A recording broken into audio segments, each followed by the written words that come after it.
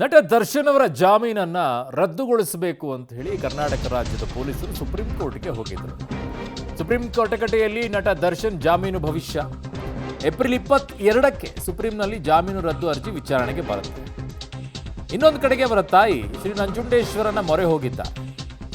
ನಂಜನಗೂಡಿನ ನಂಜುಂಡೇಶ್ವರನಿಗೆ ಮೀನಾ ತೂಗುದೀಪ್ ಅವರು ಪೂಜೆಯನ್ನು ಸಲ್ಲಿಸಿದ್ದಾರೆ. ಇವತ್ತು ಬೇಲು ರದ್ದು ಕುರಿತ ಅರ್ಜಿ ವಿಚಾರಣೆಯನ್ನು ಸುಪ್ರೀಂ ಕೋರ್ಟ್ನಲ್ಲಿ ಇತ್ತು.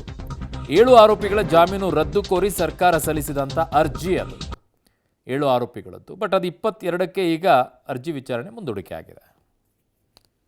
ಏನಿಲ್ಲ, ಎಲ್ಲ ಕುಟುಂಬ ಎಲ್ಲರಿಗೂ ಸರ್ವೇ ಜನ ಸುಖಿನೋ ಭವಂತು, ಎಲ್ಲರೂ ಚೆನ್ನಾಗಿಟ್ವಿ ಭಗವಂತ ಅಲ್ವಾ.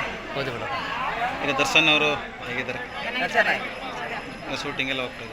ಹೋಗ್ತಿದ್ದಲ್ಲ ಈಗ ಜೈಪುರ ಉದಯಪುರ್. ನಿಮ್ದೆಲ್ಲ ಆಶೀರ್ವಾದ ಇರಬೇಕು ಅಂದಮೇಲೆ ವಿಶೇಷ ಏನಿಲ್ಲ, ಎಲ್ಲ ಕುಟುಂಬ ಎಲ್ಲರಿಗೂ ಸರ್ವೇ ಜನ ಸುಖಿನೋ ಭವಂತು, ಎಲ್ಲರೂ ಚೆನ್ನಾಗಿಟ್ವಿ ಭಗವಂತ ಅಲ್ವಾ. ಹೌದು ಮೇಡಮ್. ಈಗ ದರ್ಶನ್ ಅವರು ಹೇಗಿದ್ದಾರೆ? ಚೆನ್ನಾಗಿ ಶೂಟಿಂಗ್ ಎಲ್ಲ ಹೋಗ್ತದೆ. ಹೋಗ್ತಿದ್ದಲ್ಲ ಈಗ ಜೈಪುರ ಉದಯಪುರ್. ನಿಮ್ದೆಲ್ಲ ಸೊ ಇವತ್ತು ನಂಜನಗೂಡಿನ ನಂಜುಂಡೇಶ್ವರನಿಗೆ ಹೋಗಿ ಪೂಜೆಯನ್ನು ಸಲ್ಲಿಸಿದ್ದಾರೆ. ಅದು ಕಾಕತಾಳೀಯನೋ ಅಥವಾ ಮಗನಿಗೆ ಒಳ್ಳೆಯದಾಗಲಿ ಅಂತ ಕೇಳೋಕ್ಕೆ ಎರಡೂ ಇರುತ್ತೆ. ಅವರು ಹೋಗಿದ್ದಾರೆ. ಈಗ ಸುಪ್ರೀಂ ಕೋರ್ಟ್ನಲ್ಲಿ ಇವತ್ತು ಇದ್ದಿದ್ದಕ್ಕೇ ಹೋಗಿರ್ತಾರೆ ಅನ್ನೋದೇ ಬಹುದೊಡ್ಡದಾಗಿ ಚರ್ಚೆ.